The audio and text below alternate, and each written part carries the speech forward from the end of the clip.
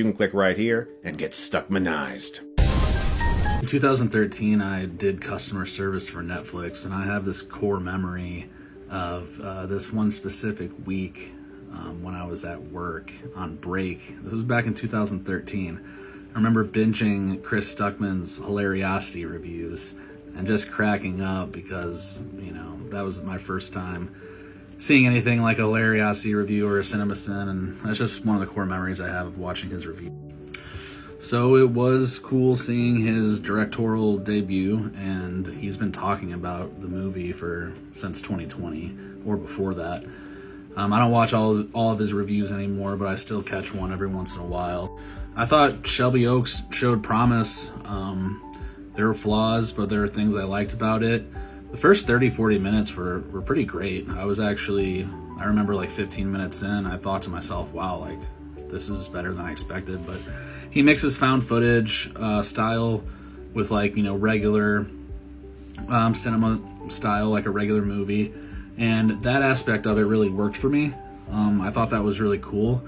Not the only director to make that decision, but I think he utilized it in his own unique way.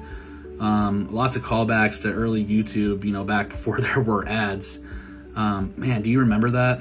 Back when YouTube had like no ads or very, very little ads. Anyway, yeah, the Paranormal Paranoids is the YouTube group in the film.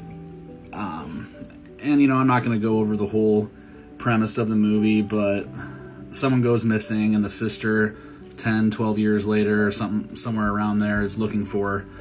And I thought the film, other than what I already mentioned, I thought the performances were really good.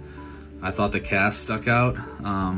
Both Mia is the sister, and then I think Riley is the name of both the actors that played those characters did a great job, and I think the whole cast did pretty good.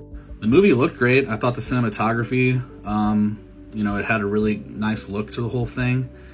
And I've seen a couple of people say, like, you know, you can tell Chris's inspiration from like the movie The Ring, and there's others too, but there's actually a sequence in the movie where they go to the Shawshank Redemption prison where he does a little Indiana Jones thing in there, and I caught that because Chris Stuckman is super into Indiana Jones. So there were definitely a few of his you know, inspirations and movie that he loves. You can see where he's getting that from.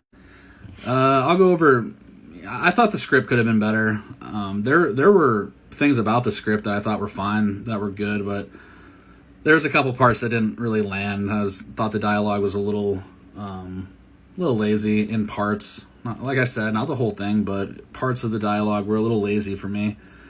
And I think the third act, even though I kind of liked where the story went, I thought it was a cool story. I thought it was rushed there at the end. We got answers in kind of weird ways. Definitely rushed, but I could also tell he was trying to do something different. So, you know, I don't think it's a fantastic movie. I'd probably give it somewhere around a 6.57, but I thought the runtime was fine. You know, I thought it was a promising debut. I think that he has a better movie in him, and I would expect his follow-up to be better, but I definitely think this is worth watching on streaming, at the very least. I think it's worth watching on streaming once it gets to Netflix or wherever. Here and get Stuckmanized.